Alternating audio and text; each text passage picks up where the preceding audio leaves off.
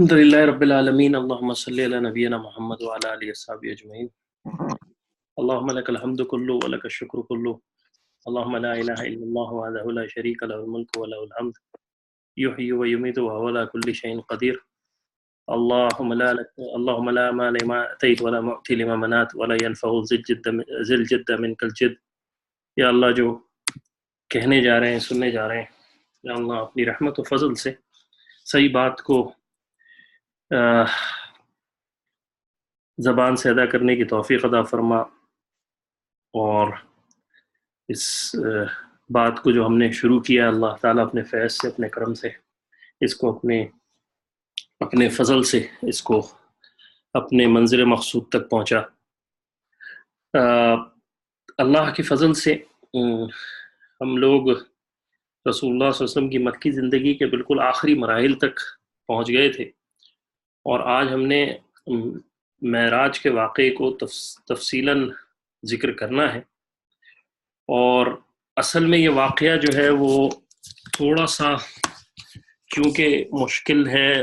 اور دقت طلب بھی ہے اسٹڈی کے حوالے سے بھی، اور اس کے اندر آپ کو بہت سنبھل کے اپنی زبان کو استعمال کرنا ہوتا ہے،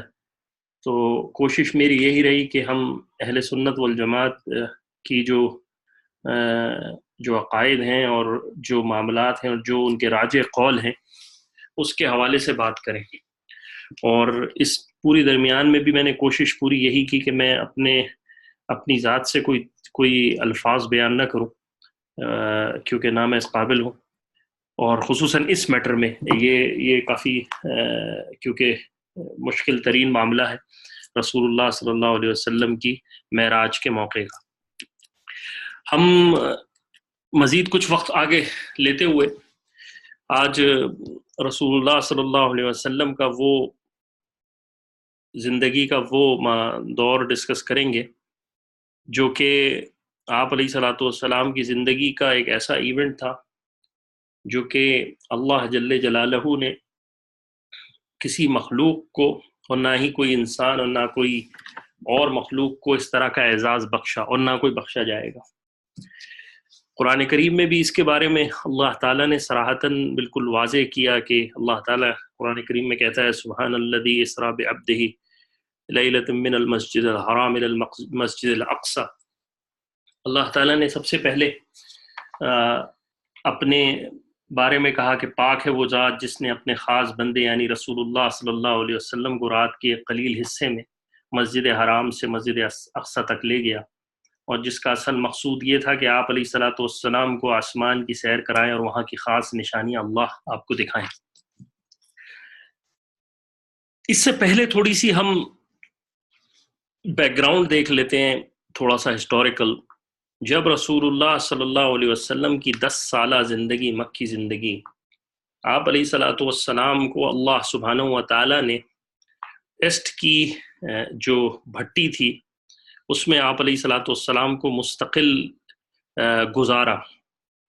رسول اللہ صلی اللہ علیہ وسلم کا بچپن کا دور، والد کا انتقال کر جانا، والدہ کا بچپن میں ہی وصال کر جانا، دادا کا انتقال، پھر چچا کے ساتھ زندگی،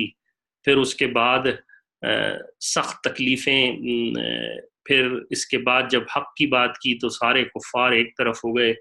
آپ علیہ الصلوۃ والسلام کو جسمانی ایذا دیا گیا، روحانی ایذا دیا گیا، ذہنی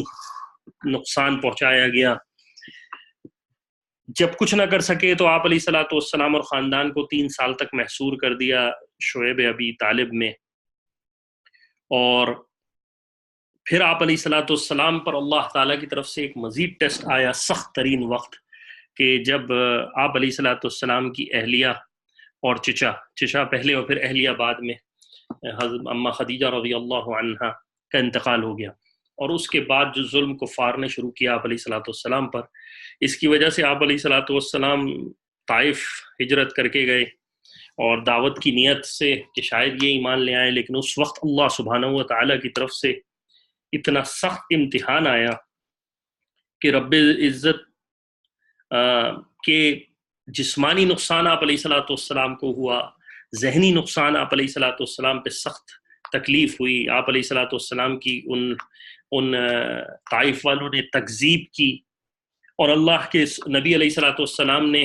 عجیب دعا مانگی اللہ تعالیٰ سے کہ اے اللہ میں تو آپ سے اپنی بات کا حق، میں تو آپ کے سامنے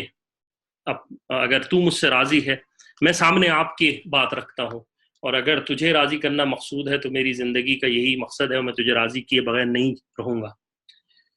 جب اللہ سبحانہ و تعالیٰ نے اس مستقل ٹیسٹ کی بھٹی میں آپ علیہ الصلوۃ والسلام کو گزار لیا، تو اللہ سبحانہ و تعالیٰ کی طرف سے اب بس اللہ سبحانہ و تعالیٰ کی سنت یہ تھی کہ جب انبیاء علیہ سنت کو دہرانا تھا، اور وہ سنت یہ تھی کہ آپ علیہ الصلوۃ والسلام کہ اللہ تعالیٰ نے نبیوں کو جب بھی اپنے ٹیسٹ اور اپنے صبر کے دامنوں سے ان کو ٹیسٹ کیا ہے، اس کے بعد کچھ انوارات اور کچھ ایسی چیزیں جو کہ انسین ہوتی ہیں وہ اللہ تعالیٰ ان انبیاء علیہ الصلوۃ والسلام، اللہ کی سنت یہ ہے کہ ان انبیاء علیہ الصلوۃ والسلام کو دکھاتے ہیں اور ان کو عزت سے سرفراز کرتے ہیں۔ یہی سیدنا ابراہیم علیہ الصلوۃ والسلام کے ساتھ ہوا کہ سورہ الانعام میں اللہ سبحانہ و تعالیٰ کہتے ہیں کہ اسی طرح ہم ابراہیم کو آسمان اور زمین کی بادشاہی دکھاتے ہیں۔ اسی طرح کا ایک واقعہ یعقوب علیہ الصلوۃ والسلام کے ساتھ ہوا، جس کے بارے میں بائبل کے اندر ہے کہ یعقوب جب روانہ ہوئے ایک جگہ اور پھر ایک مقام پر جا کے آپ لیٹ گئے اور پتھر کو اپنے سر کے نیچے رکھ لیا اور سو گئے، تو خواب میں دیکھا کہ زمین سے آسمان تک ایک زینہ لگا ہے اور اس سے فرشتے اوپر چڑھ رہے ہیں، اور اوپر اللہ سبحانہ و تعالیٰ کی جو ذات موجود ہے، اور اللہ تعالیٰ مخاطب ہو کر سیدنا یعقوب سے کہتے ہیں کہ تیرے باپ ابراہیم اور اسحاق سے، یعنی تجھے میں اس جگہ اس زمین پر میں تجھے جو ہے وہ حکومت دوں گا، اور تیری نسل کو تجھ کو اور تیری نسل کو یہاں اس جس زمین پر تو سویا ہے میں اس کی وہ زمین تجھے دوں گا۔ اس کے بعد سیدنا موسیٰ علیہ الصلوۃ والسلام کو اللہ تعالیٰ نے جب سرفراز کیا اور ان کو انسین چیزوں کا مشاہدہ کروانا تھا تو کوہ طور پر بلایا، اور سیدنا موسیٰ علیہ الصلوۃ والسلام کو اللہ سبحانہ و تعالیٰ نے اپنی تجلی جو ہے وہ کوہ طور پر دکھائی کہ وہ پہاڑ ریزہ ریزہ ہو گیا۔ تو اب جب رسول اللہ صلی اللہ علیہ وسلم کو اس بھٹی میں، ٹیسٹ کی بھٹی میں گزار دیا گیا، اور اللہ سبحانہ و تعالیٰ نے رسول اللہ صلی اللہ علیہ وسلم کو اپنی سنت کے مطابق ایک اعزاز سے نوازنا تھا، اور گو کہ اور اللہ کے رسول علیہ الصلوۃ والسلام افضل من البشر، کہ وہ بشر میں سب سے زیادہ افضل، انبیاء میں سب سے زیادہ افضل، تو اللہ سبحانہ و تعالیٰ نے ان کو اعزاز بھی الگ نوازا۔ اور اللہ سبحانہ و تعالیٰ نے، جیسے قرآن کی میں نے آیت پڑھی تھی کہ اللہ سبحانہ و تعالیٰ نے کہا کہ اللہ کی ذات وہ پاک ہے جو اپنے بندے کو لے کے گئی مسجد حرام سے لے کر مسجد اقصی، اور پھر زمین و آسمان کی غیب کی سامان کی اللہ تعالیٰ نے ان کو زیارت کروائی، اللہ کے رسول علیہ الصلوۃ والسلام کو، اور اللہ نے یہ اعزاز بخشا رسول اللہ صلی اللہ علیہ وسلم کو جو کہ کسی انسان و بشر یا کسی نبی کو نہیں بخشا، کہ اللہ سبحانہ و تعالیٰ نے رسول اللہ صلی اللہ علیہ وسلم کو ارض و سماوات کی سیر کرانے کے بعد خود ملاقات کا شرف بخشا، اور وہاں سے انعامات اور اکرام آپ علیہ الصلوۃ والسلام کا کیا۔ اسی کو ہم شریعت کی اصطلاح میں اسراء و معراج کہتے ہیں۔ اصل میں بعض علماء کا یہ خیال ہے کہ اسراء اور معراج یہ دو سفر کے نام ہیں۔ ایک اسراء یعنی اللہ سبحانہ و تعالیٰ کے رسول علیہ الصلوۃ والسلام کا سفر جو کہ مسجد حرام سے یعنی مکہ سے اقصیٰ کی طرف ہوا، اس کو اسراء، اور پھر مسجد اقصیٰ سے اوپر آسمان اور ارض و سماوات کی جانب، آسمانوں کی جانب، یہ جو ہے وہ معراج تھا۔ اس معراج کے بارے میں مختلف اقوال ہوئے، اور اکثر وہ لوگ جن کو حدیث کا صحیح علم نہ ہو اور قرآن و حدیث کو صحیح نہیں جان پائے، اور وہ صحابہ کی امور اختلاف حدیث کو صحیح نہ سمجھ پائے، وہ اس میں غلط بھی ہوئے، اور بعض لوگوں نے اس کا قطعاً انکار بھی کیا، جیسے کفار نے تکذیب کی، اسی طرح وہ بھی کسی جگہ پر آگے پیچھے ہوئے۔ اور اس لیے کیونککہ یہ ایک تھوڑا سخت معاملہ تھا، اور یہاں پر علمی لحاظ سے انسان کے اندر وہ کیپیبلٹی ہونی چاہیے، مطلب ان لوگوں کے اندر جن کے اندر حدیث کا ٹکراؤ کو سمجھنے کی صلاحیت نہیں تھی، اور وہ اس کو لے کے بیٹھے، وہ گھبرائے اور پھر وہ مختلف پریشانیوں میں رہے۔ ہماری کوشش، جیسے میں نے پہلے کہا، کہ یہ کیونکہ معاملہ بہت آپ علیہ الصلوۃ والسلام کے سفر کا ہے، اور اس میں احادیثوں کی ٹکراؤ اور ان سب کو جھیلتے ہوئے ایک ایسی بات کہہ دینا جو کہ صحیح اہل علم اور امت کے بڑوں کا جس پر اتفاق ہے، اسی کو لے کر میں نے کوشش کی کہ اس کو چلنا ہے۔ جہاں تک معراج کے واقعے کا تعلق ہے، اس کے بارے میں مختلف اقوال ہیں کہ کب یہ واقعہ ہوا۔ کچھ روایتیں تو یہ کہتی ہیں، اس میں علماء کا اختلاف ہے، کچھ یہ کہتی ہیں کہ رسول اللہ صلی اللہ علیہ وسلم کی ہجرت سے پہلے آپ علیہ الصلوۃ والسلام کو نوازا گیا، اور آپ علیہ الصلوۃ والسلام کا یہ سفر ہجرت سے 6 مہینے پہلے تھا۔ کچھ کا اقوال یہ ہے کہ 8 مہینے پہلے تھا، کچھ نے 11 مہینے کے بارے میں کہا، کچھ نے 1 سال، کچھ روایت میں 1 سال 2 مہینے 3 مہینے 5 مہینے 6 مہینے، کسی جگہ پر اقوال 3 سال پہلے ہجرت کے ملتے ہیں، کسی جگہ 5 سال کے ملتے ہیں۔ لیکن اگر ہم تاریخوں کو کنکلوڈ کریں اور واقعات کو سیرت کی کتابوں میں دیکھیں تو یہ بات تو بالکل مسلمہ ہے کہ رسول اللہ صلی اللہ علیہ وسلم کا یہ ایونٹ معراج کا جو تھا، وہ سیدنا خدیجہ رضی اللہ عنہا کے وصال اور طائف کی جرنی کے بعد کا تھا، اور اس لیے قوی روایات وہی ہیں کہ جس میں رسول اللہ صلی اللہ علیہ وسلم طائف سے واپس آئے ہیں، اور اس کے بعد یہ ایونٹ پیش آیا ہے۔ جہاں تک مہینوں کا تعلق ہے تو مہینوں میں بھی اختلاف رہا ہے۔ کسی نے کہا ہے کہ ربیع الاول کا مہینہ تھا، کسی نے کہا ربیع الاخر کا مہینہ تھا، کسی نے رجب کا کہا ہے، کسی نے رمضان کا کہا ہے، کسی نے شوال کا کہا ہے۔ میں نے ان تمام لوگوں کی روایات آپ کے سامنے رکھ دی ہیں جو مختلف سیرت کی کتابوں میں موجود تھیں، اور اس کے ساتھ ساتھ اردو کے اندر جو علامہ شبلی نعمانی کی کتاب ہے اس کے حوالے کے ساتھ کہ کس نے کب کیا روایت کی ہے ان کا بھی ذکر کر دیا۔ اس کا مطلب یہ ہوا کہ ہمارے یہاں عمومی طور پر جو بات مشہور ہے کہ رسول اللہ صلی اللہ علیہ وسلم کا معراج کا واقعہ رجب میں ہی ہوا، یہ کہنا کسی حد تک جو ہے وہ صحیح نہیں ہوگا۔ ہم یہ تو کہہ سکتے ہیں کہ ایک قول موجود ہے، لیکن یہ کہنا کہ 100% رسول اللہ صلی اللہ علیہ وسلم معراج میں رجب کے مہینے میں ہی گئے، یہ بات کہنا تھوڑی سی ناانصافی ہوگی، کیونکہ مختلف اقوال موجود ہیں صحابہ رضی اللہ عنہ کے اجمعین کے۔ جیسے میں نے کہا کہ رسول اللہ صلی اللہ علیہ وسلم کو جب ان تکالیف سے گزار دیا گیا اور اللہ سبحانہ و تعالیٰ نے ان کو نوازا، تو اللہ سبحانہ و تعالیٰ نے اپنی نشانیاں اپنے نبی کو دکھانی تھیں، اور اپنے نبی علیہ الصلوۃ والسلام کو آگے لے کے جانا تھا۔ تو یہاں سے معراج کے واقعے کی ابتدا ہوتی ہے، اور معراج کا واقعہ تقریباً 45 صحابہ سے منقول ہے، جس میں بڑے صحابہ میں ابو ذر غفاری رضی اللہ عنہ، انس بن مالک رضی اللہ عنہ، مالک بن سعسع رضی اللہ عنہ، یہ سارے بڑے صحابہ ہیں جن سے روایات نقل ہیں۔ اس کے باوجود کچھ صحابہ ایسے ہیں جو کہ رسول اللہ اب معراج کے بارے میں یاد رکھیں کہ 2 قول ہیں۔ ایک جس پر امت کا اجماع ہے، یعنی امت کا بہت بڑا طبقہ علماء کا اس بات پر، بلکہ یہ کہہ لیں کہ میجورٹی آف اہل سنہ والجماع جو ہیں وہ اس بات پر متفق ہیں کہ رسول اللہ صلی اللہ علیہ وسلم کو یہ معراج جسمانی اور روحانی دونوں ہوئے، یعنی رسول اللہ صلی اللہ علیہ وسلم کو یہ معراج جو تھا وہ جسم کے ساتھ ہوا اور روح کے ساتھ آپ علیہ الصلوۃ والسلام گئے۔ لیکن بعض علماء کی رائے اس کے خلاف ہے۔ اس کی وجہ یہ ہے کہ بعض صحابہ میں اس کا اختلاف رہا، اور ان میں جو 2 بڑے صحابہ ہیں جو کہ یہ کہتے ہیں کہ رسول اللہ صلی اللہ علیہ وسلم کا جو معراج تھا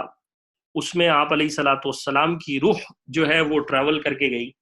ان میں اما عائشہ رضی اللہ عنہا اور سیدنا معاویہ رضی اللہ عنہ جیسے صحابہ موجود ہیں۔ کچھ علماء کرام نے اس کو حل کرنے کے لیے اس طرح کہا کہ آپ علیہ الصلوۃ والسلام کو متعدد معراج ہوئے، جس میں ابن کثیر بھی شامل ہے جو بڑا تاریخ کے لکھنے والے ہیں، اور وہ یہ کہتے ہیں کہ رسول اللہ صلی اللہ علیہ وسلم کو، لیکن یہ جو معراج تھا، جو اسپیسیفک معراج تھا، یہ معراج آپ علیہ الصلوۃ والسلام کا جسم اور روح کے ساتھ تھا. لیکن جو دوسرے معراج ہوئے جس میں اللہ سبحانہ و تعالیٰ نے اپنی جنت اور کی سیر کروائی، اور دوسری آپ علیہ الصلوۃ والسلام پر، وہ معراج جو تھا وہ جسمانی نہیں تھا، وہ روحانی تھا. بعض علماء یہ کہتے ہیں کہ جو کچھ بھی تھا وہی ایک ہی معراج تھا. تو اختلافات ہیں، لیکن اس بات پر کوئی اختلاف نہیں ہے کہ آپ علیہ الصلوۃ والسلام کو معراج ہوا، اور آپ علیہ الصلوۃ والسلام جسمانی طور پر، میجورٹی جیسے میں نے کہا کہ میجر علماء اسکول آف تھاٹ جو ہیں اس بات پر ہیں کہ آپ علیہ الصلوۃ والسلام کو جو ہے وہ جسمانی معراج ہوا، جسم کے ساتھ ہوا، روح کے ساتھ ہوا. کیفیت کیا تھی اس کا ذکر تھوڑا سا آگے آئے گا. میں بہت الفاظوں کو چناؤ کے ساتھ اس کو ذکر کر رہا ہوں، اپنی نااہلی کو سمجھتے ہوئے بھی اور شریعت کے تقاضوں کو بھی سامنے رکھتے ہوئے بھی. تو رسول اللہ صلی اللہ علیہ وسلم کے بارے میں، آپ علیہ الصلوۃ والسلام کے بارے میں آتا ہے کہ ایک رات آپ علیہ الصلوۃ والسلام جو ہے وہ، جیسے میں نے ذکر کیا کہ اس کے بارے میں فزیکل تھا یا آپ علیہ الصلوۃ والسلام کا معراج یا اسپرچول تھا، اس کے بارے میں کچھ لوگوں نے اس کے بارے میں خواب کے تصور پہ لے گئے، جو کہ قطعاً ٹھیک نہیں تھا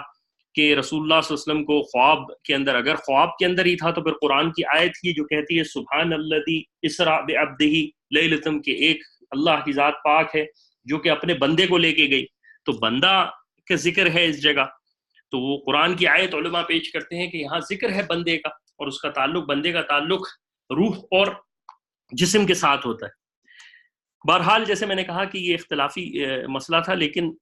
بڑی تعداد علماء کی جو ہے وہ جسم اور روح کے ساتھ قائل ہے، اور ہمیں بھی اسی کے ساتھ ہی اپنے آپ کو رکھنا چاہیے. مزید اس کے اندر زیادہ ان ڈیپتھ اسٹڈی جو ہے وہ بعض چیزیں کنفیوز کرتی ہے، لیکن جیسے میں نے کہا کہ اسی پر ہمیں وہ رکھنا چاہیے. میں آگے آؤں گا اس کے اندر آخری وقت میں اس کو تھوڑی سی ڈیٹیل مزید بتانے کے لیے. رسول اللہ صلی اللہ علیہ وسلم کو ایک رات، رسول اللہ صلی اللہ علیہ وسلم کی عمر تقریباً 52 سال تھی، اور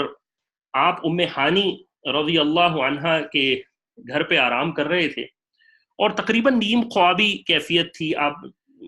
علیہ الصلوۃ والسلام کی، یعنی خواب مطلب نیند میں تھے. تو اچانک آپ علیہ الصلوۃ والسلام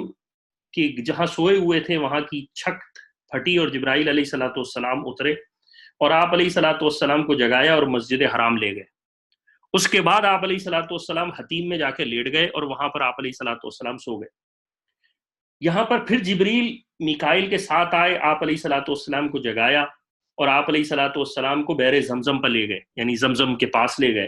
اور لٹا کر آپ علیہ الصلوۃ والسلام کا سینہ مبارک چاک کیا. اور اس کے بعد آپ علیہ الصلوۃ والسلام کے قلب مبارک یعنی دل کو نکال کر زمزم سے دھویا،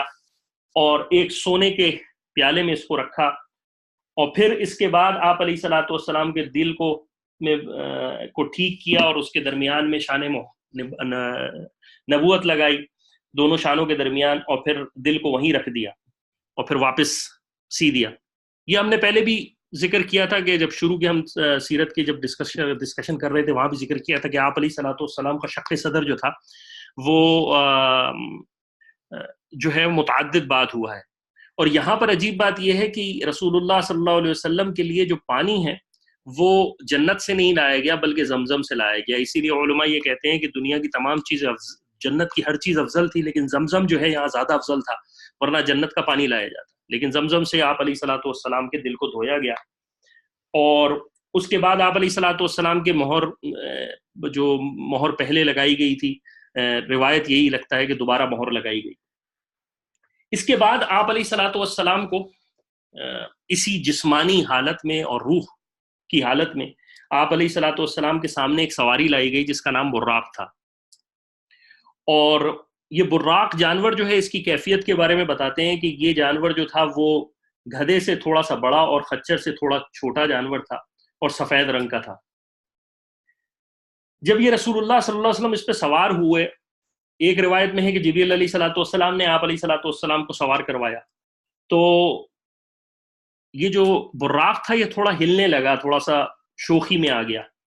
تو جبریل علیہ الصلوۃ والسلام نے کہا کہ اے براق، یہ کیسی شوخی ہے؟ تیری پشت پر آج رسول اللہ صلی اللہ علیہ وسلم بیٹھے ہیں اور اس سے زیادہ مکرم اور اس سے زیادہ عزت والا بندہ کوئی نہیں ہے اس دنیا میں۔ تو روایات میں آتا ہے کہ براق جو تھا وہ شرم سے پانی پانی ہو گیا، اس کو پسینہ آ گیا، اور وہ رسول اللہ صلی اللہ علیہ وسلم کو لے کر روانہ ہوا۔ ایک روایت میں یہ بھی آتا ہے کہ رسول اللہ صلی اللہ علیہ وسلم کو کے ساتھ جبریل بھی ساتھ ہوئے۔ بعض روایت میں جیسے میں نے کہا کہ یہ بھی آتا ہے کہ رسول اللہ صلی اللہ علیہ وسلم کو جبریل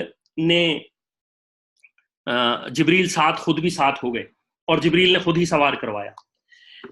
اس کے بارے میں اگر کسی کو دیکھنا ہے تو وہ زرقانی اور خصائص الکبریٰ کے اندر یہ روایات دیکھ سکتا ہے۔ اس کے بعد رسول اللہ صلی اللہ علیہ وسلم کے بارے میں شداد بن اوس رضی اللہ عنہ فرماتے ہیں کہ رستے میں آپ علیہ الصلوۃ والسلام کا ذکر گزر 3 جگہ پر ہوا۔ ایک جگہ پر جہاں کھجور کے درخت بکثرت تھے، حضرت جبریل علیہ الصلوۃ والسلام نے رسول اللہ صلی اللہ علیہ وسلم سے کہا کہ اتریے اور یہاں پر نفل پڑھ لیجئے۔ رسول اللہ صلی اللہ علیہ وسلم نے اترے، وہاں نماز پڑھی۔ آپ نے جبریل نے آپ سے پوچھا کہ بھائی آپ کو یہ معلوم ہے اللہ کے رسول یہ کون سی جگہ ہے؟ جو اللہ کے رسول علیہ الصلوۃ والسلام نے فرمایا مجھے معلوم نہیں۔ جبریل علیہ الصلوۃ والسلام نے فرمایا یہ یثرب ہے، یعنی مدینہ طیبہ ہے، اور یہاں آپ ہجرت کریں گے۔ اس کے بعد رسول اللہ صلی اللہ علیہ وسلم آگے چلے، اور پھر ایک جگہ آپ علیہ الصلوۃ والسلام پہنچے تو جبریل علیہ الصلوۃ والسلام نے پھر کہا کہ یہاں رکیے، نماز پڑھیے، اور آپ علیہ الصلوۃ والسلام نے کہا کہ آپ کو پتہ ہے یہ کیا ہے، جگہ کیا ہے؟ اللہ کے رسول علیہ الصلوۃ والسلام نے پھر فرمایا، اور جبریل نے کہا یہ وادی سینا ہے جہاں پر موسیٰ علیہ الصلوۃ والسلام نے اللہ سے کلام کیا تھا۔ اس کے بعد پھر اللہ کے رسول آگے چلے تو جبریل علیہ الصلوۃ والسلام نے پھر اگلا جگہ آپ کو نماز پڑھنے کے لیے کہا۔ اللہ کے رسول علیہ السلام نے نماز پڑھی۔ اللہ کے رسول علیہ الصلوۃ والسلام سے جبریل نے کہا کہ آپ نے مدین میں جو شعیب علیہ الصلوۃ والسلام کا مسکن تھا وہاں نماز پڑھی۔ پھر آگے چلے تو آپ نے ایک جگہ اور نماز پڑھی جو بیت اللحم تھا، جہاں عیسیٰ علیہ الصلوۃ والسلام کی ولادت ہوئی تھی۔ تو یہ 4 سے 4 مقام تھے جہاں پر رسول اللہ صلی اللہ علیہ وسلم کو زیارت کروائی گئی اور رسول اللہ صلی اللہ علیہ وسلم نے نماز پڑھی۔ اس کے بعد رسول اللہ صلی اللہ علیہ وسلم، جیسے میں نے ذکر کر دیا، اصل میں معذرت میں پریزنٹیشن کے ساتھ ساتھ چل رہا ہوں، لیکن میری کوشش جو ہے وہ دوسری طرف دیکھنے کی کتابوں پر اور اپنی جو میری لکھا ہوا ہے اس پر زیادہ فوکس رہتا ہے۔ اس کے بعد رسول اللہ صلی اللہ علیہ وسلم کے بارے میں تاریخ میں 2 روایات ہیں۔ یہاں علماء کا 2 جگہ اختلاف ہے۔ ایک یہ کہتے ہیں کہ اسی سفر میں، جو کہ میں نے جس کا ذکر کیا اسراء کا سفر، اسی سفر کے اندر آپ علیہ الصلوۃ والسلام کو جنت اور دوزخ بھی دکھائی گئی، اور پھر آپ علیہ الصلوۃ والسلام مسجد اقصیٰ پہنچے اور اس کے بعد آگے چلے ہیں آسمان کی طرف۔ بعض علماء کی رائے یہ ہے کہ نہیں، ڈائریکٹ یہاں سے مسجد اقصیٰ پہنچے ہیں، اور بعض مسجد اقصیٰ پہنچنے کے بعد آپ نے جو ایکٹیویٹی جہاں پہ ہوئی جس کا بھی ذکر آئے گا، اور اس کے بعد پھر اللہ کے رسول علیہ الصلوۃ والسلام جنت اور دوزخ کے مناظر اور تمام دکھائے گئے۔ بعض کی یہ رائے ہے کتابوں میں کہ آپ علیہ الصلوۃ والسلام یہاں سے اترے ہیں براق سے، پھر آگے اوپر چلے گئے ہیں، وہاں سے واپس آ کر پھر نماز آپ نے پڑھائی ہے مسجد اقصیٰ میں۔ لیکن ہم جس روایت کو زیادہ لے کر چل رہے ہیں اس میں ہم نے علامہ شبلی نعمانی رحمہ اللہ علیہ کی جو تعین ہے اس پہ زیادہ انحصار کیا ہے، ان سیکوینس کو، کیونکہ روایات مختلف جگہ ہیں، تاریخ کو جوڑنا پڑتا ہے، تو مختلف علماء کی مختلف رائے، اور سب نے یہی لکھا ہے اللہ عالم، یعنی اللہ بہتر جانتا ہے۔ اب آپ علیہ الصلوۃ والسلام جب یہاں سے سفر میں ہوئے تو رسول اللہ صلی اللہ علیہ وسلم نے اس سفر کے اندر موسیٰ علیہ الصلوۃ والسلام کو خصائص الکبریٰ میں صحیح مسلم میں حضرت انس رضی اللہ عنہ سے روایت ہے کہ میں نے موسیٰ علیہ الصلوۃ والسلام کو قبر میں کھڑے ہوئے نماز پڑھتے ہوئے دیکھا۔ ابن عباس رضی اللہ عنہ سے ایک روایت ہے کہ موسیٰ علیہ الصلوۃ والسلام، اللہ کے رسول علیہ الصلوۃ والسلام نے عیسیٰ علیہ الصلوۃ والسلام کو بھی دیکھا، دجال کو بھی دیکھا، اور جہنم کے دروغہ مالک کو بھی دیکھا۔ اب رسول اللہ صلی اللہ علیہ وسلم جب بیت المقدس پہنچ گئے اور تو براق سے اترے، تو صحیح مسلم کے اندر انس رضی اللہ عنہ سے مروی ہے کہ رسول اللہ صلی اللہ علیہ وسلم نے براق کو حلقے سے باندھ دیا، یعنی ایک جگہ تھی جہاں سے باندھا جس سے انبیاء علیہ الصلوۃ والسلام نے پہلے جب وہ بیت المقدس آئے تھے وہاں پر باندھا، اور ایک روایت میں ہے کہ جبریل علیہ الصلوۃ والسلام نے ایک پتھر میں انگلی سے سوراخ کر کے اس میں براق کو باندھا۔ علماء کرام کہتے ہیں کہ ممکن یہ ہے کہ شاید براق کو جبریل علیہ الصلوۃ، کیونکہ یہ ایک ہول تھا، ایک جگہ تھی جہاں باندھنا تھا سواری کو، اس جگہ پر کیونکہ پرانی جگہ تھی، شاید جبریل علیہ الصلوۃ والسلام نے ان دونوں حدیثوں کو جمع کرنے کے لیے رسول اللہ صلی اللہ علیہ وسلم کی مدد کی ہوگی، اس کو کروانے کے لیے مدد کی ہوگی، براق کو باندھنے کے لیے۔ اس کے بعد رسول اللہ صلی اللہ علیہ وسلم مسجد اقصیٰ میں داخل ہوئے، یعنی حرم سے نکلے،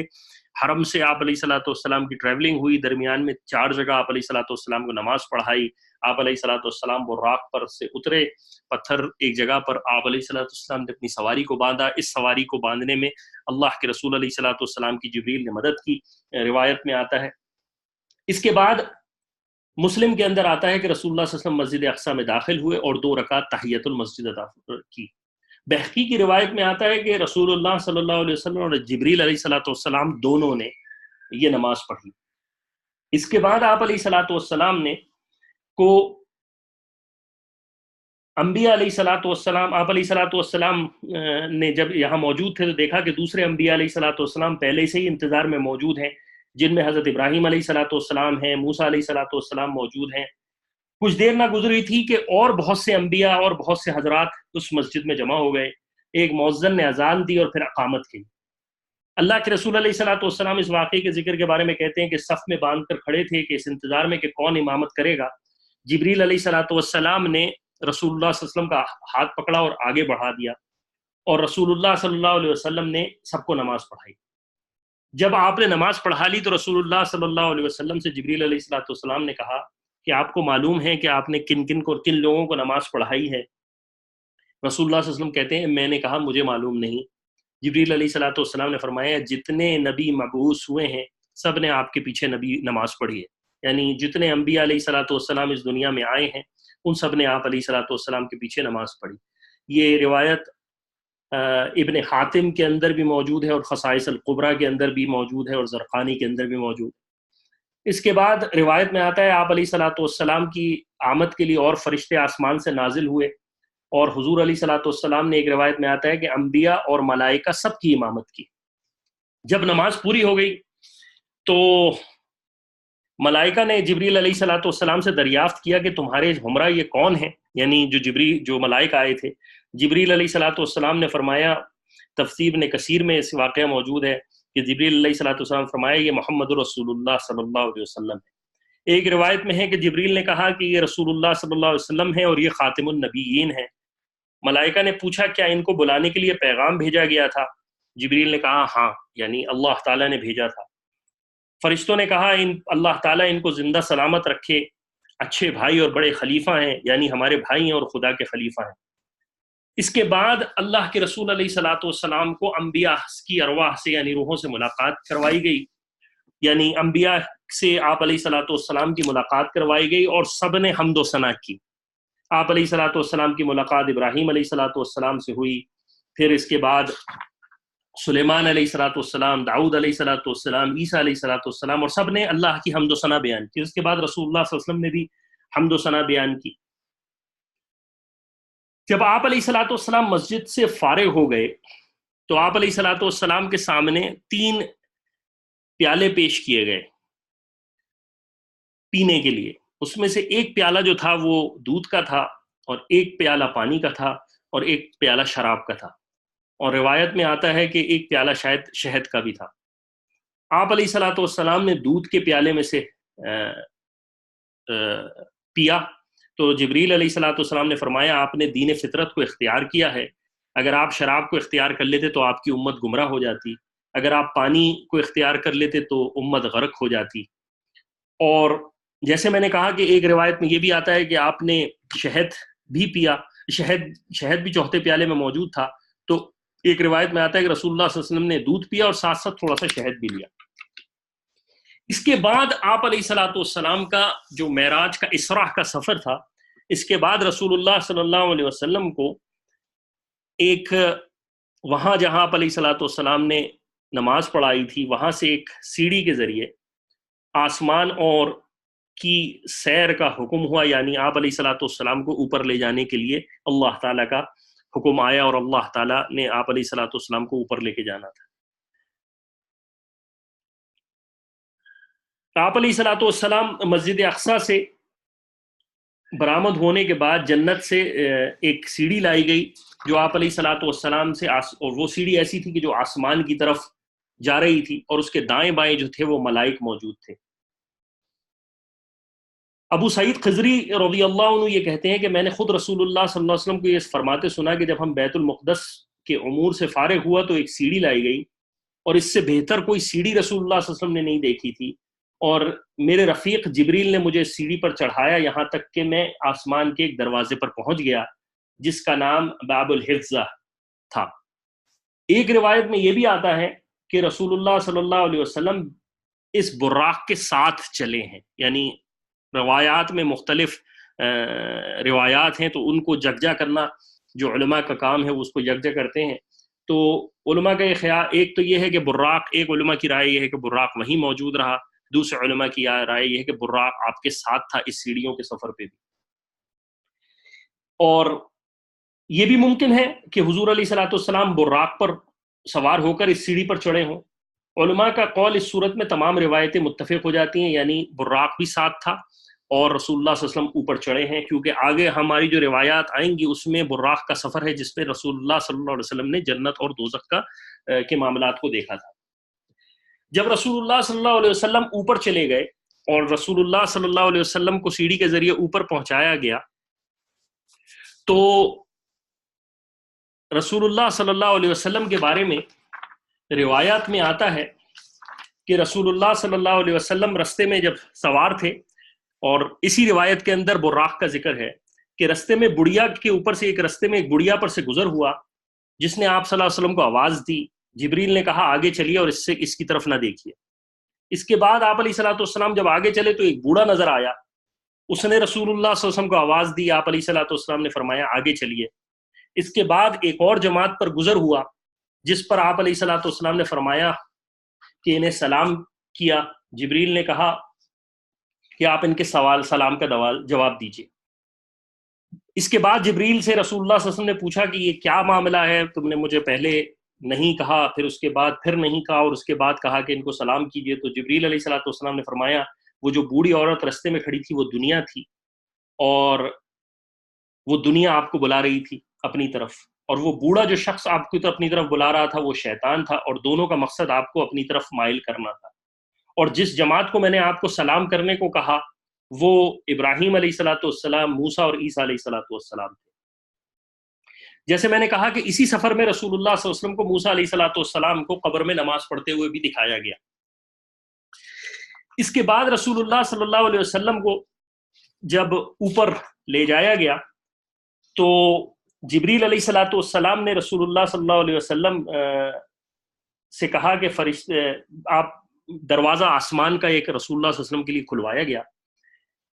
فرشتے نے ایک دروازہ کھولا اور اس نے سوال کیا کہ یہ کون ہے؟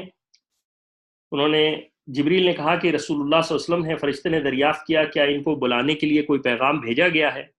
جبریل علیہ الصلوۃ والسلام نے کہا ہاں بھیجا گیا ہے۔ فرشتے یہ سن کر دروازہ کھول دیا اور رسول اللہ صلی اللہ علیہ وسلم کو مرحبا کہا۔ آپ علیہ الصلوۃ والسلام آسمان میں داخل ہوئے تو دیکھا کہ ایک نہایت بزرگ شخص ہیں۔ جبریل نے کہا کہ یہ آپ کے باپ ہیں، آپ کے والد ہیں، ان کو سلام کیجئے، یعنی آدم علیہ الصلوۃ والسلام ہے۔ آپ علیہ الصلوۃ والسلام نے ان کو سلام کیا۔ اس پر جبریل علیہ الصلوۃ والسلام حضرت آدم علیہ الصلوۃ والسلام نے جواب دیا کہ مرحبا میرے بیٹے اور نبی صالح۔ اس کے بعد رسول اللہ صلی اللہ علیہ وسلم کے لیے دعائے خیر کی۔ روایات میں آتا ہے کہ رسول اللہ صلی اللہ علیہ وسلم نے دو تین روایتیں آتی ہیں، رسول اللہ صلی اللہ علیہ وسلم نے حضرت آدم علیہ الصلوۃ والسلام کے دائیں ہاتھ پر کچھ صورتیں دیکھیں جو کہ خوش تھے اور ہنس رہے تھے، اور جبکہ بائیں جانب لوگوں کو روتے ہوئے دیکھا۔ آپ نے جبریل سے پوچھا یہ کیا ہے؟ تو جبریل نے کہا کہ دائیں جانب ان کی نیک اولادوں کی صورتیں ہیں، یعنی اصحاب یمین اور اہل جنت ہیں، اور وہ ان کو دیکھ کر خوش ہوتے ہیں، اور بائیں جانب پر وہ اولادیں ہیں جو کہ اصحاب شمال ہیں اور وہ اہل نار ہیں، یعنی جہنم کے لوگ ہیں، اور ان کو دیکھ کر روتے ہیں۔ اس حوالے سے بخاری اور مسلم کے اندر بھی ایک روایت موجود ہے کہ آدم علیہ الصلوۃ والسلام کے دائیں جانب ایک دروازہ ہے جس میں سے نہایت عمدہ خوبصورت خوشبو آتی ہے، اور ایک دروازہ بائیں جانب ہے جس سے نہایت سخت بدبو آتی ہے۔ جب دائیں جانب دیکھتے ہیں تو خوش ہوتے ہیں، اور جب بائیں جانب دیکھتے ہیں تو وہ غم میں مبتلا ہو جاتے ہیں، یعنی آدم علیہ السلام۔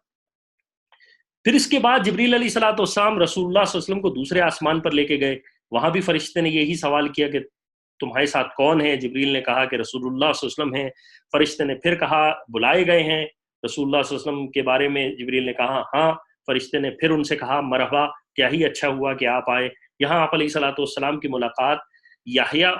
اور حضرت عیسیٰ علیہ الصلوۃ والسلام سے ہوئی، اور آپ علیہ الصلوۃ والسلام نے ان سے سلام کیا۔ ان حضرات نے آپ کو جواب دیا اور آپ کے لیے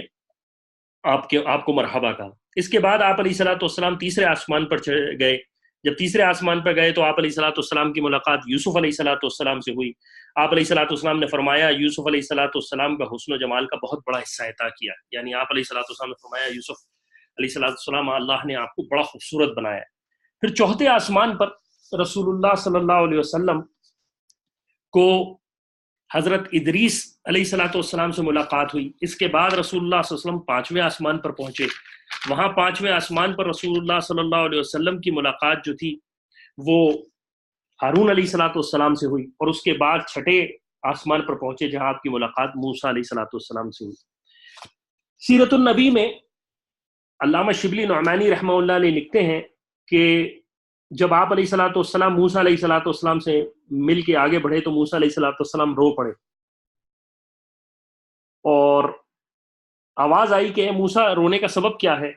تو موسیٰ علیہ الصلوۃ والسلام نے عرض کیا خداوند تعالیٰ میرے بعد تو نے اس نوجوان کو نبی مبعوث بنایا ہے، اس کی امت کے لوگ میری امت سے زیادہ جنت میں جائیں گے۔ یعنی یہ خوشخبری بھی ہے اس امت کے لیے کہ رسول اللہ صلی اللہ علیہ وسلم کی امت جو ہے وہ تعداد میں زیادہ ہوگی اس حضرت موسیٰ علیہ الصلوۃ والسلام کی قوم سے۔ اس کے بعد رسول اللہ صلی اللہ علیہ وسلم کی ملاقات جو تھی وہ موسیٰ علیہ الصلوۃ والسلام کے بعد آپ علیہ الصلوۃ والسلام کو ساتویں آسمان پر لایا گیا، جہاں آپ نے دیکھا کہ بیت المعمور ہے۔ بیت المعمور اس کو کہتے ہیں کہ جو مکہ کے بالکل اوپر، خانہ کعبہ کے بالکل اوپر ساتویں آسمان پر جو اصل حرم ہے، جہاں پر فرشتے طواف کرتے ہیں، ہر وقت 70,000 فرشتے طواف کرتے رہتے ہیں، اور جس کو ایک دفعہ طواف کر لیتا ہے اس کے بعد اس کو ساری زندگی قیامت تک اس کی نوبت نہیں آتی۔ یہاں آپ نے ساتویں آسمان پر سیدنا ابراہیم علیہ الصلوۃ والسلام کو دیکھا کہ وہ پشت لگائے، یعنی اپنی کمر کی ٹیک لگائے اس بیت المعمور پر بیٹھے۔ جب جبریل نے کہا یہ آپ کے باپ ہیں، یعنی ابراہیم علیہ الصلوۃ والسلام ہیں، آپ علیہ الصلوۃ والسلام نے سلام کیا تو ابراہیم علیہ الصلوۃ والسلام نے جواب دیا، اور اس کے بعد آپ علیہ الصلوۃ والسلام کو کہا مرحبا کہا۔ پھر اس کے بعد اللہ سبحانہ و تعالیٰ کی طرف سے سدرۃ المنتہا کی طرف آپ علیہ الصلوۃ والسلام کو بلند کر دیا گیا۔ یہ سدرۃ المنتہا ساتویں آسمان پر ایک بیری کا درخت ہے،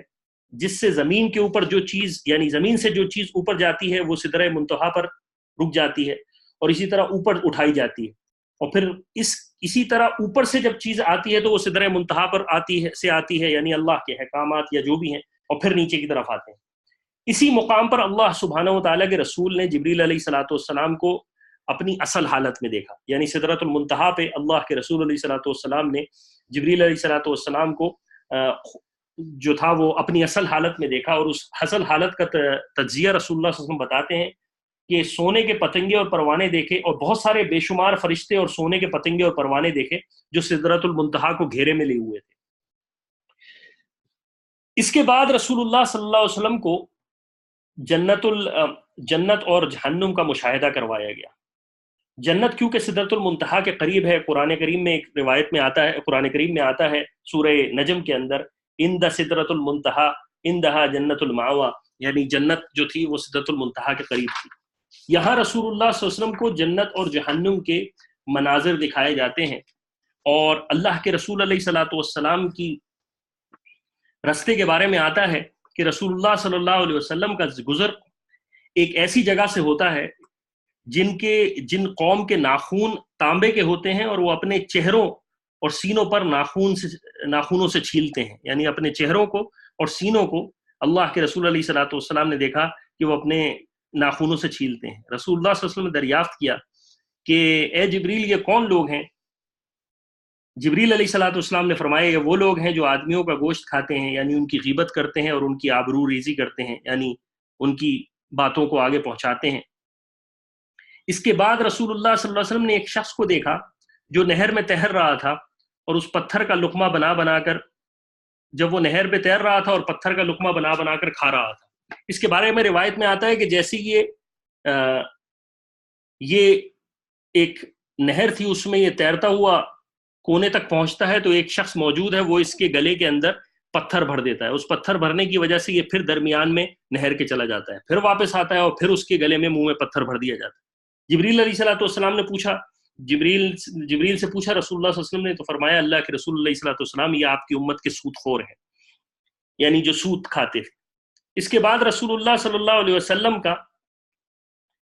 گزر ایک ایسی قوم پر ہوا کہ جو کہ ایک ہی دن میں کاٹ بھی لیتے تھے، یعنی ایک ہی دن میں ان کی کھیتی وہ لگاتے بھی تھے اور کاٹ بھی لیتے تھے، اور کاٹنے کے بعد پھر کھیتی پہلے کی جیسی ہو جاتی تھی۔ رسول اللہ صلی اللہ علیہ وسلم نے جبریل سے پوچھا، جبریل یہ کیا ماجرا ہے کہ قوم فوراً ہی لگا رہی ہے، فوراً بڑھ بھی رہی ہے، فوراً کاٹ بھی لیتی ہے اور دوبارہ ویسی ہو جاتی ہے؟ جبریل علیہ الصلوۃ والسلام نے فرمایا یہ لوگ اللہ کی راہ میں جہاد کرنے والے ہیں، ان کی ایک نیکی 700 نیکی سے زیادہ ہو جاتی ہے، اور یہ وہ لوگ ہیں جو کچھ بھی خرچ کرتے ہیں اللہ تعالیٰ ان کو نعم البدل عطا فرماتا ہے۔ پھر رسول اللہ صلی اللہ علیہ وسلم کا گزر ایک قوم سے ہوا جس کے سر پتھروں سے کچلے جا رہے تھے، اور کچلے جانے جیسی ہی وہ کچلے جاتے تھے اس کے بعد ویسی ہی شکل ہو جاتی تھی، اور یہ سلسلہ کبھی نہیں ختم ہوتا تھا۔ اللہ کے رسول علیہ الصلوۃ والسلام نے پوچھا جبریل یہ کون لوگ ہیں؟ جبریل علیہ الصلوۃ والسلام نے فرمایا یہ وہ لوگ ہیں جو فرض نمازوں میں کاہلی کرتے تھے، یعنی دوزخ میں رسول اللہ صلی اللہ علیہ وسلم کو ایک اس امت کا عذاب دکھایا گیا ان لوگوں کے لیے جو کہ فرض نمازوں میں کاہلی کرتے تھے، ان کے اوپر ان کے سر جو تھے وہ کچلے جا رہے تھے۔ پھر آپ علیہ الصلوۃ والسلام کا گزر ایک قوم سے ہوا جن کی شرمگاہ آگے اور پیچھے اور آگے اور پیچھے چیتھڑے لپٹے ہوئے تھے، اور اونٹ اور بیل کی طرح چرتے تھے، اور زقوم اور کانٹے جہنم کے پتھر کھا رہے تھے۔ یعنی ایک قوم سے گزر ہوا جس کی شرمگاہ پر آگے اور پیچھے کچھ چیتھڑے لپٹے ہوئے تھے، اور اونٹ اور بیل کی طرح چرتے تھے، اور زقوم اور کے کانٹوں اور پتھروں کو جہنم سے کھا رہے تھے۔ رسول اللہ صلی اللہ علیہ وسلم نے جبریل سے پوچھا جبریل کون لوگ ہیں؟ اللہ کے رسول علیہ الصلوۃ والسلام نے فرمایا یہ وہ لوگ ہیں جو کہ اپنے مالوں کی زکوٰۃ نہیں دیتے، یعنی جو لوگ مال اپنی زکوٰۃ نہیں دیتے ان کا یہ حال اللہ سبحانہ و تعالیٰ جہنم میں کریں گے۔ پھر اس کے بعد رسول اللہ صلی اللہ علیہ وسلم کا ایک گزر ہوا ایک قوم پر جس کے سامنے ایک ہانڈی میں پکا ہوا گوشت تھا اور ایک ہانڈی میں کچا گوشت تھا، سڑا ہوا موجود تھا۔ یہ لوگ پکے ہوئے گوشت کو نہیں کھاتے تھے، سڑا ہوا کھا جاتے تھے۔ رسول اللہ صلی اللہ علیہ وسلم نے پوچھا جبریل یہ کون لوگ ہیں؟ جبریل نے فرمایا اللہ کے رسول یہ آپ کی امت کا وہ شخص ہے جس کے پاس حلال اور طیب عورت موجود ہے، یعنی بیوی موجود ہے، مگر یہ زانیہ اور فاجرہ عورت کے پاس رات گزارتا ہے اور صبح تک اسی کے پاس رہتا ہے۔ یا آپ کی وہ امت کی وہ عورت ہے جو حلال اور طیب شوہر کو چھوڑ کر ایک زانی اور بدکار کے ساتھ رات کو گزارتی۔ اللہ تعالی ہمیں اس سے محفوظ فرمائے۔ پھر اس کے بعد رسول اللہ صلی اللہ علیہ وسلم کا ایک ایسی لکڑی پر گزر ہوا جس کے پاس سے جو کپڑا بھی گزرتا تھا وہ اس کو پھاڑ دیتی تھی، پھاڑ ڈالتی تھی۔ آپ علیہ الصلوۃ والسلام نے پوچھا جبریل یہ کیا ماجرا ہے؟ آپ علیہ الصلوۃ والسلام نے فرمایا اس کی مثال آپ کی امت کی وہ لوگوں کی ہے جو چھپ کر لوگوں پہ ڈاکے ڈالتے ہیں۔ پھر آپ علیہ الصلوۃ والسلام کا گزر ایک قوم پر ہوا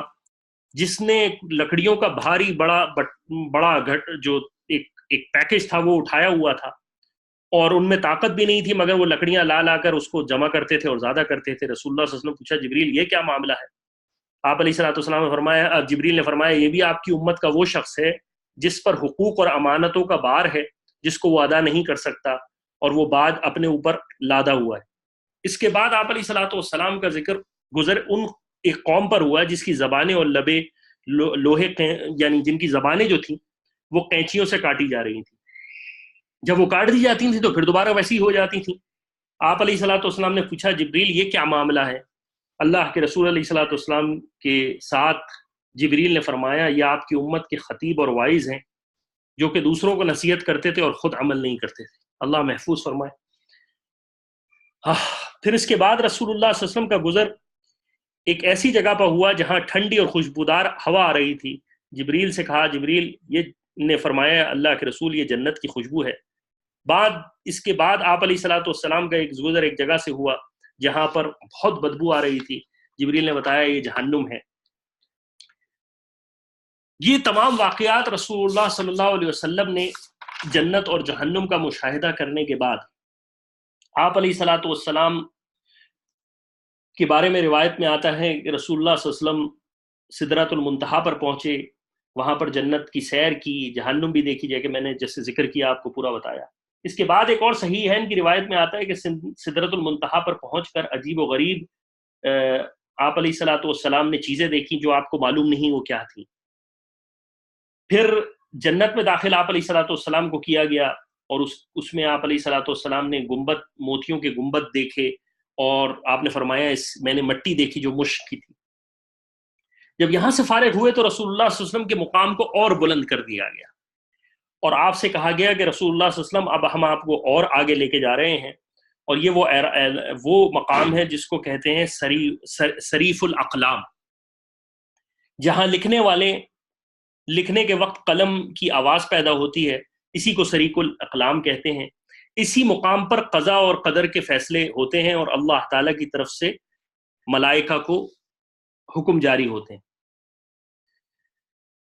جب آپ علیہ الصلوۃ والسلام صریف الاقلام سے چل کر اس کے بعد اللہ تعالیٰ کی طرف سے حکم ہوتا ہے کہ اب اللہ کے رسول، اب آپ کے لیے وہ تمام حجاب جو کہ آج اس امت کی یا اس مخلوق میں سے دنیا میں کسی نے نہیں دیکھے، رسول اللہ صلی اللہ علیہ وسلم کو آگے اور مزید اللہ تعالیٰ کی طرف آنے کے طرف کہا جاتا ہے۔ اور اللہ کے رسول علیہ الصلوۃ والسلام کہتے ہیں کہ ایک سواری میرے لیے لائی گئی جس کا نام رفرف تھا، اور اس کو آپ علیہ الصلوۃ والسلام ایک مسند کی طرح، ایک کارپٹ جس کو آپ کہہ لیں، ایک تختے کی طرح سے اس کو آپ علیہ الصلوۃ والسلام کے سامنے کیا گیا۔ حضرت انس رضی اللہ عنہ کہتے ہیں میرے لیے آسمان کا دروازہ کھولا گیا، اور میں نے نور اعظم کو دیکھا، اور پردے میں موتیوں کی ایک رفرف مسند کو دیکھا۔ پھر اللہ تعالیٰ نے جو کلام کیا، کرنا چاہا وہ مجھ سے کیا۔ حضرت، میں اس کی ڈیٹیل میں ابھی واپس آتا ہوں۔ حضرت سعید بن منصور فرماتے ہیں کہ رسول اللہ صلی اللہ علیہ وسلم جب مقام نادى فتد اللہ اور حریم القرب میں پہنچے تو بارگاہ بے نیاز میں سجدہ رائز ہوئے۔ فتح الباری کے اندر ہے کہ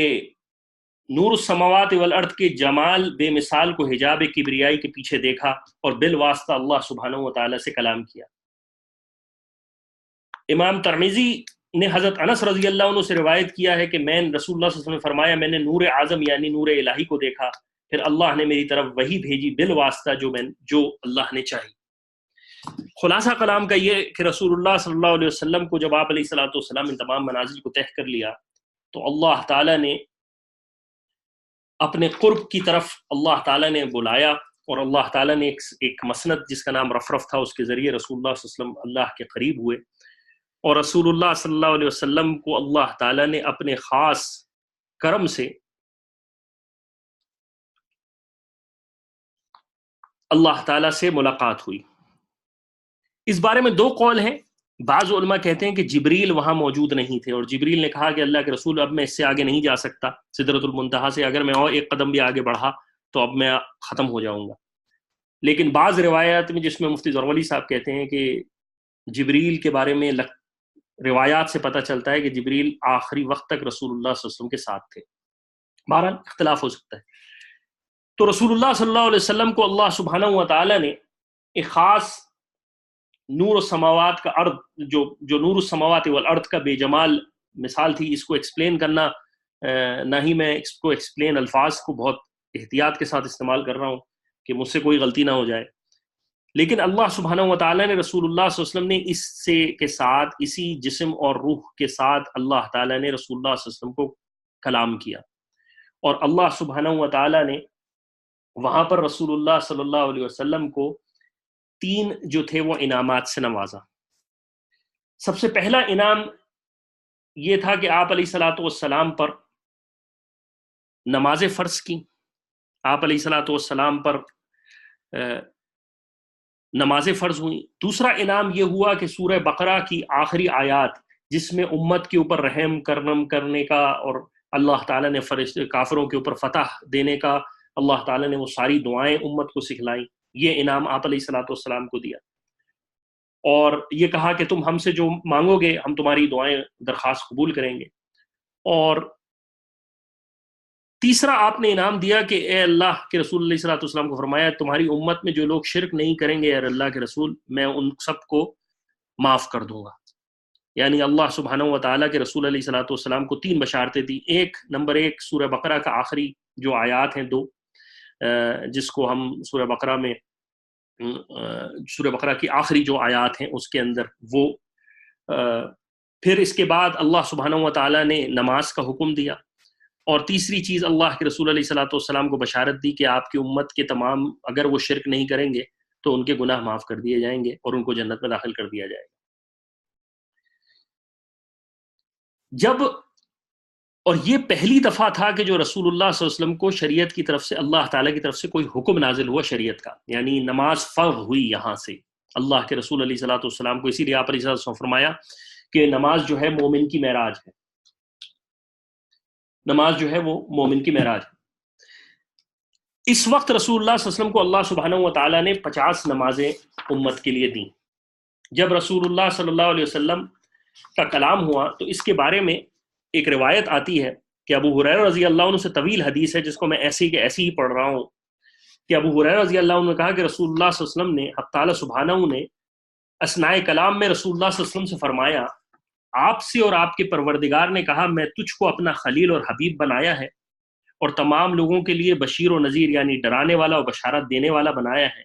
تیرا سینہ کھولا ہے اور تیرا بوجھ اتارا ہے اور تجھے تیری آواز کو بلند کیا ہے، یعنی آپ کا ورفعنا لک ذکرک جس کے بارے میں میری توحید کے ساتھ تیری رسالت اور عبدیت کا ذکر کیا ہے، اور تیری امت کو خیر الامم اور معتدل امت کا لقب دیا ہے، شرف اور فضیلت کے لحاظ سے اولین اور ظہور کے وجود کے اعتبار سے آخرین بنایا ہے، یعنی پہلے سب سے آخری میں آئے ہیں، سب سے پہلے جنت میں جائیں گے، اور آپ کی امت میں کچھ لوگ ایسے بنائے ہیں جن کے دل اور سینے میں ہی انجیل ہوں گی، یعنی اللہ کا کلام ان کے سینوں میں اور دلوں میں لکھا ہوا ہوگا، اور آپ کو جو نورانی اور روحانی کے اعتبار سے اول النبیین اور بعثت کے اعتبار سے آخری نبی بنایا، یعنی آپ سب سے پہلے نبی، آپ کو نبوت سب سے پہلے بھیجی، لیکن آپ کو بعثت نبی کی جو نبوت عطا ہوئی آخری میں، وہ بعثت کے لیے جب بھیجا تو آخری میں بھیجا، اور میں نے آپ علیہ الصلوۃ والسلام کو سورہ فاتحہ عطا فرمائی اور سورہ بقرہ کا آخری حصہ عطا فرمایا، اور آپ کو حوض کوثر عطا فرمایا، اور 8 چیزیں آپ کو خاص طور پر آپ کی امت کو دی۔ نمبر 1 اسلام اور مسلمان کا لقب، نمبر 2 ہجرت،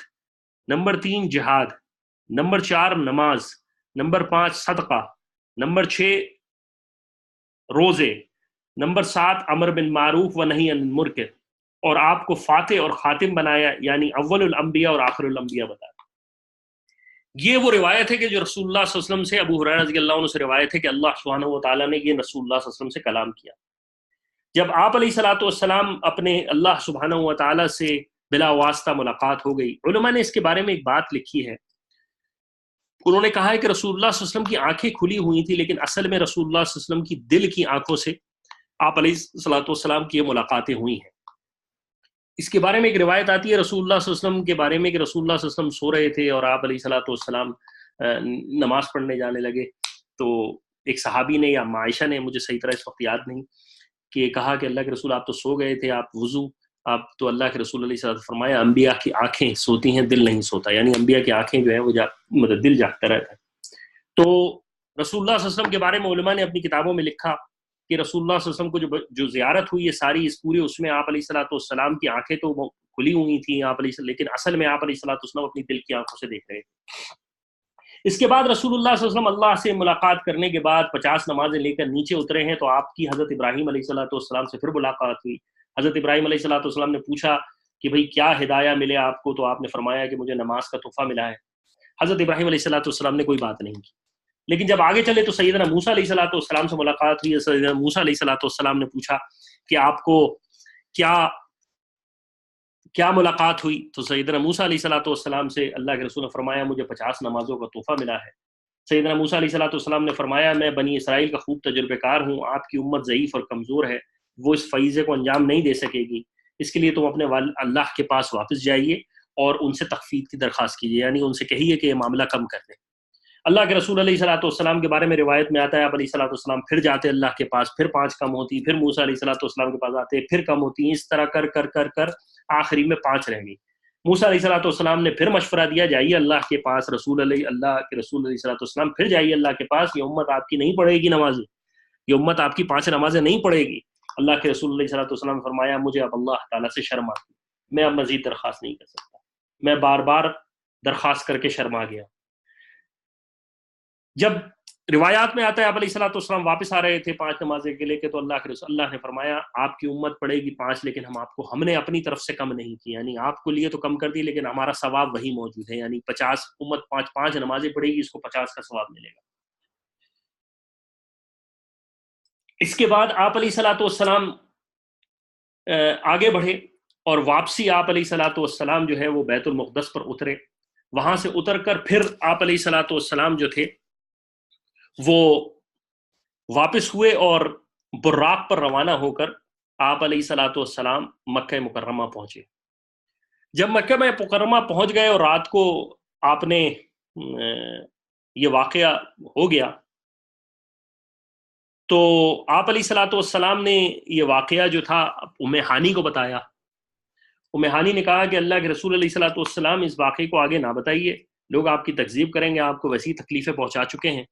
آپ کے لیے مزید پریشانیاں ہوں گی۔ آپ علیہ السلام نے کہا کہ نہیں، مجھے حکم یہی ہے، میں اللہ کی بات آگے بچاؤں گا۔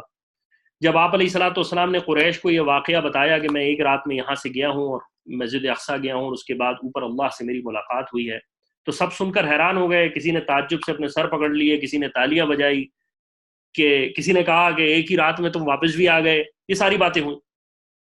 جو لوگ بیت المقدس کو دیکھے ہوئے تھے انہوں نے بطور امتحان رسول اللہ صلی اللہ علیہ وسلم سے کچھ علامات پوچھی، تو رسول اللہ صلی اللہ علیہ وسلم اور سوالات رکھے، آپ علیہ السلام ان کو دیکھتے اور آپ علیہ السلام ان کا جواب دیتے۔ جب ان کے پاس کچھ بھی باقی نہ بچا تو انہوں نے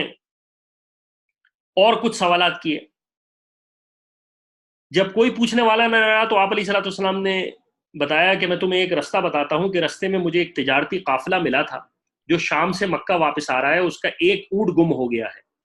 جو بعد میں مل گیا، انشاءاللہ 3 دن بعد وہ مکہ پہنچ جائے گا، اور ایک خاکی رنگ کا اونٹ تھا، سب سے آگے ہوگا، جس میں 2 بورے لدے ہوئے ہوں گے۔ رسول اللہ صلی اللہ علیہ وسلم نے کہا کہ دیکھو میں تمہیں ایک بات اور بتا رہا ہوں، اس سفر میں نے یہ قافلہ دیکھا تھا اور یہ یہاں وہاں پہنچ رہا ہے۔ جب تیسرا دن ہوا، اسی شام داخل ہونے والی تھی، اور وہ اونٹ اللہ کے رسول علیہ السلام نے، وہ قافلہ نہیں آ رہا تھا، تو اللہ کے رسول علیہ السلام نے دعا کی، اللہ میری جو بات ہے وہ سچ بات رکھ لے۔ تو روایات میں آتا ہے اللہ تعالیٰ نے اس دن کو روک لیا جب تک کہ وہ قافلہ آ گیا، اور لوگوں نے دیکھ لیا کہ وہ سارا قافلہ اسی طرح، اونٹ جو تھا وہ جو خاکی اونٹ تھا اس کے اوپر 2 لدے ہوئے تھے، ان کا ایک اونٹ گم ہونے والا واقعہ بھی تھا۔ جب یہ ساری بات ہو گئی تو ولید بن مغیرہ جو کہ رسول اللہ صلی اللہ علیہ وسلم کے دشمنان میں سے تھا، اس نے کہا کہ آج یہ بہت بڑا جادو ہوا ہے، اور یہ بہت بڑا جادو اس نعوذ باللہ محمد نے کیا ہے، اور لوگوں نے کہا کہ سچ کہا، ولید سچ کہہ رہا ہے۔ اس کے بعد کچھ لوگ رسول اللہ صلی اللہ علیہ وسلم سے جب یہ بات مشہور ہوئی کہ یہ شخص جو ہے دیکھو کیسا شخص ہے کہ ایک ہی رات میں مکہ سے بیت المقدس بھی چلا گیا، وہاں سے اللہ کی زیارت کے لیے اوپر چلا گیا، واپس آ گیا، کچھ لوگ رسول اللہ صلی اللہ علیہ وسلم کے دوست یعنی سیدنا ابو بکر صدیق رضی اللہ عنہ کے پاس آئے اور کہا کہ اے صدیق، تمہارا کیا خیال ہے ایک شخص کے بارے میں، تمہارے دوست جو ہیں وہ یہ کہتے ہیں کہ بیت المقدس گیا رات ہی رات میں اور صبح سے پہلے واپس بھی آ گیا، کیا تم اس کی تصدیق کرو گے؟ تو ابو بکر صدیق رضی اللہ عنہ نے کہا کہ کیا تمہیں اللہ کے رسول علیہ السلام نے فرمایا ہے؟ لوگوں نے کہا ہاں ایسا ہی ہے۔ تو اللہ کے رسول علیہ السلام کے دوست سیدنا ابو بکر، وہ انسان جو کہ نبیوں کے بعد سب سے افضل ہے، اس نے ذرا سا بھی تردد نہیں کیا، اور ابو بکر صدیق رضی اللہ عنہ نے کہا کہ اگر رسول اللہ صلی اللہ علیہ وسلم نے یہ فرمایا ہے تو بالکل صحیح فرمایا ہے، میں اس کی تصدیق کرتا ہوں، اور اس سے بھی آگے بڑھ کر کہتا ہوں کہ آپ علیہ السلام کی بیان کردہ اس آسمانی جو خبریں ہیں میں ان کی بھی تصدیق کرتا ہوں، یعنی یہ سفر نہیں، رسول اللہ صلی اللہ علیہ وسلم جو کچھ کہہ رہے ہیں میں اس کی آپ کے سامنے تصدیق کرتا ہوں۔ اور اسی بنا پر رسول اللہ صلی اللہ علیہ وسلم کی طرف سے آپ علیہ السلام کو صدیق کا لقب دیا گیا، اور اللہ سبحانہ و تعالیٰ کی طرف سے صدیق کا آپ علیہ السلام کو سفر دیا گیا۔ یہ وہ سارا واقعہ ہے جو رسول اللہ صلی اللہ علیہ وسلم کا واقع معراج اور اسراء تھا۔ ہمیں عقیدہ یہی رکھنا چاہیے کہ رسول اللہ صلی اللہ علیہ وسلم کی بحالت بیداری میں یہ سفر آسمان کا ہوا. یہی صحابہ اور تابعین کا عقیدہ ہے کہ رسول اللہ صلی اللہ علیہ وسلم نے اسی جسد اور جسم کے ساتھ سفر کیا. ایک دو صحابہ کا جیسے میں نے کہا کہ ان کے اقوال مختلف ہیں، لیکن ان میں بھی یہ رائے نہیں ہے کہ رسول اللہ صلی اللہ علیہ وسلم نے خواب میں ذکر کیا. وہ یہ کہتے ہیں جسم نہیں الگ ہوا، روح کے ساتھ آپ نے سفر کیا. لیکن اس کے باوجود امت کا بہت بڑا یہ کہہ لیجئے کہ میجورٹی اس بات پر ہے کہ رسول اللہ صلی اللہ علیہ وسلم کو یہ معراج جو تھا وہ جسمانی اور روحانی دونوں ہوئے. اب اس میں کچھ مسائل بھی نظر آتے ہیں. رسول اللہ صلی اللہ علیہ وسلم نے جب انبیاء علیہ الصلوۃ والسلام کو نماز پڑھائی تو تمام انبیاء علیہ الصلوۃ والسلام ان کے پیچھے خاموشی سے آپ علیہ الصلوۃ والسلام کی قرات کو سنا. اس سے ایک بات یہ بھی ہے کہ جب قرآن پڑھا جائے تو خاموش رہنا چاہیے. اس کے بعد رسول اللہ صلی اللہ علیہ وسلم نے جو نماز پڑھائی تھی وہ نفل نماز تھی، بعض کہتے ہیں فرض نماز تھی، لیکن اکثر علماء کا یہی صحیح قول ہے کہ وہ نماز نفل تھی. جبریل آپ علیہ الصلوۃ والسلام کا شق صدر کیا، آپ علیہ الصلوۃ والسلام کا سینہ کھولا، آپ علیہ الصلوۃ والسلام کے سینے کو دھویا. آپ علیہ الصلوۃ والسلام کی آسمان پر اللہ سبحانہ و تعالی نے شرف ملاقات بخشا. یہ سارے کے سارے معاملات اس پورے اس میں پیش آئے، اور اللہ تعالیٰ نے اس عظیم ہستی کو، جس کو اللہ سبحانہ و تعالیٰ نے سخت قسم کا ٹیسٹ سے گزارا، اللہ تعالیٰ نے وہ چیزوں سے سرفراز کیا جو کہ اللہ سبحانہ و تعالیٰ نے آج سے پہلے کسی بشر و انس کو نہ کیا، اور نہ اس سے پہلے آپ علیہ الصلوۃ والسلام، نہ اس کے بعد رسول اللہ صلی اللہ علیہ وسلم کے بعد کسی کو کرے گا. عجیب بات یہ ہے کہ آج ہم اس ترقی یافتہ دور میں بھی اور ایسے لوگ بھی موجود ہیں جنہوں نے اس چیز کا بالکل انکار کر دیا، اور بعد میں اپنے آپ کو، اپنے ایمان کو بھی برباد کیا، اور خود بھی برباد ہوئے اور اوروں کو بھی برباد کیا. اللہ تعالیٰ مجھے اور آپ کو اس پر عمل کرنے کی توفیق عطا فرمائے. میں نے کوشش کی ہے کہ وہ تمام کی تمام چیزوں کو کسی حد تک کنکلوڈ کر سکوں جو کہ روایتاً موجود تھیں، اور بہت احتیاط سے اس کو بتا سکوں. اللہ تعالیٰ مجھے اور آپ کو عمل کی توفیق عطا فرمائے. اللہ تعالیٰ مجھے اور وہ تمام حضرات جو اس دنیا میں موجود ہیں، ان تمام حضرات کی جو ہے وہ نیک خواہشات کو پورا فرمائے. جو بیمار ہیں ان کو شفا نصیب فرمائے. جو مقروض ہیں ان کا قرض ادا فرمائے. جو اللہ تعالیٰ اس وقت امت کے مجموعی حالات ہیں ان کو بہتر فرمائے، خصوصاً ہند کے مسلمانوں کی، خصوصاً برما کے مسلمانوں کی، کشمیر کے مسلمانوں کی، افغانستان کی، عراق کی، تمام عالم سیریا کے مسلمانوں کی مدد فرمائے. اور اللہ تعالیٰ ہمیں حق بات کہنے کی اور سمجھنے کی صحیح توفیق عطا فرمائے. اگر کسی کا کوئی سوال ہے تو وہ پوچھ لے، خود ہی انمیوٹ کر لے اپنے آپ کو. قمر بھائی آپ کچھ سوال کر رہے تھے تو میں آپ کو انمیوٹ، آپ پوچھ سکتے ہیں. جی بسم اللہ الرحمن الرحیم. میرا عمر بھائی سوال یہ ہے کہ کیا حضور صلی اللہ علیہ وسلم نے اللہ تعالیٰ کو دیکھا ہے؟ اس بارے میں مجھے مختلف روایت پہنچی ہیں کہ ایک روایت یہ میں نے سنی ہے کہ حضرت عائشہ رضی اللہ عنہا فرماتی ہیں کہ جس نے یہ کہا کہ حضور صلی اللہ کو دیکھ کر اس نے جھوٹ بولا. اس بارے میں وضاحت فرما دیں. دیکھیں، پہلے تو میں نے جیسے اس بارے میں کہا تھا کہ یہ ایک مشکل ٹاپک ہے اور روایات مختلف ہیں. اما عائشہ رضی اللہ عنہ کہتی ہیں کہ جس نے اللہ کے رسول علیہ الصلوۃ والسلام کو یہ کہا کہ اس نے رسول اللہ صلی اللہ علیہ وسلم اللہ نے دیکھا، تو اس نے یہ بہتان مطلب لگایا اللہ کے رسول علیہ الصلوۃ والسلام پر. اور وہ اس کی حالت پہ جو تھیں وہ انہوں نے قرآن کی آیت بھی پڑھی. جب اس کے بارے میں روایت میں آتا ہے کہ اما عائشہ رضی اللہ عنہ سے 3 باتیں ایسی ہیں جن میں اگر کسی کو ایک کو بھی کہا تو اس نے خدا پر بڑا بہتان باندھا. جس نے کہا کہ محمد رسول اللہ صلی اللہ علیہ وسلم نے خدا کو دیکھا، اس نے خدا پر تہمت لگائی. میں ٹیک لگائے بیٹھا تھا، یعنی ایک صحابی کے بارے میں آتا ہے، اور اٹھا کے میں نے کہا کہ امیر ام المومنین جلدی نہ کیجئے، خدا تعالیٰ خود فرماتا ہے وَلَقَدْ رَأَى بِالْأُفُقِ الْمُبِينِ، اور اس نے افق المبین پر دیکھا. اور اس کے بعد ایک اور جگہ سورہ نجم میں فرماتا ہے اور اس نے دوسری مرتبہ اترتے ہوئے دیکھا. تو مختلف روایات ہیں. اصل میں علماء اس کو اس طرح حل کرتے ہیں کہ جیسے میں نے کہا کہ بعض علماء کہتے ہیں کہ رسول اللہ صلی اللہ علیہ وسلم کو ایک معراج نہیں متعدد معراج ہوئے. دیکھیں تھوڑی سی تاریخ کو اگر ہم دیکھیں تو رسول اللہ صلی اللہ علیہ وسلم، اما عائشہ رضی اللہ عنہ رسول اللہ صلی اللہ علیہ وسلم سے اما عائشہ رضی اللہ عنہ کا نکاح ہوا ہے معراج کے بعد. یعنی خدیجہ رضی اللہ عنہا کے وصال کے بعد آپ علیہ الصلوۃ والسلام کا کہیں نکاح اما عائشہ رضی اللہ عنہ سے، اور معراج کا واقعہ پہلے کا ہے۔ اما عائشہ رضی اللہ عنہ کہتی ہیں میں نے رسول اللہ صلی اللہ علیہ وسلم کو کبھی نہیں دیکھا جسم سے الگ، مطلب رسول اللہ صلی اللہ علیہ وسلم کو اپنے الگ نہیں دیکھا، تو یہ واقعہ تو پہلے ہی ہو چکا تھا۔ تو ابن کثیر اور دوسرے علماء کہتے ہیں کہ رسول اللہ صلی اللہ علیہ وسلم کو متعدد معراج ہوئے ہیں، یعنی معراج جو ہے وہ ایک نہیں ہوا، لیکن یہ معراج فزیکل تھا، باقی جو تھے وہ معراج۔ دوسری بات یہ کہ آپ علیہ الصلوۃ والسلام کو اللہ نے دیکھا، اس کے بارے میں علماء کہتے ہیں کہ رسول اللہ صلی اللہ علیہ وسلم نے دل کی آنکھوں سے رسول اللہ صلی اللہ علیہ وسلم دیکھا۔ آپ علیہ الصلوۃ والسلام کی آنکھیں اس وقت بیداری کی کیفیت میں تو تھیں، لیکن اصل میں وہ دل کی آنکھ سے دیکھا تھا۔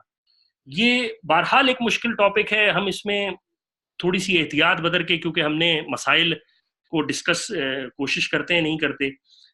لیکن اس بارے میں روایات ہیں، اور جیسے میں نے کہا کہ سیدنا عائشہ رضی اللہ عنہا اور امیر معاویہ رضی اللہ عنہ کا اس بارے میں روایت میں اختلاف ہے۔ اسی طرح سیدنا امیر معاویہ رضی اللہ عنہ کو بھی بارے میں دیکھیں تو امیر معاویہ رضی اللہ عنہ تو اس زمانے میں مسلمان ہی نہیں ہوئے تھے، تو امیر معاویہ رضی اللہ عنہ روایت کرتے ہیں، اور وہ مسلمان ہوئے ہیں اما عائشہ وہ فتح مکہ کے بعد۔ تو اس بارے میں علماء کہتے ہیں کہ ہو سکتا ہے رسول اللہ صلی اللہ علیہ وسلم کو متعدد معراج ہوئے ہوں، اور یہ معراج فزیکل تھا، لیکن بعض معراج جو دوسرے معراج تھے وہ خواب کے ذریعے ہوئے،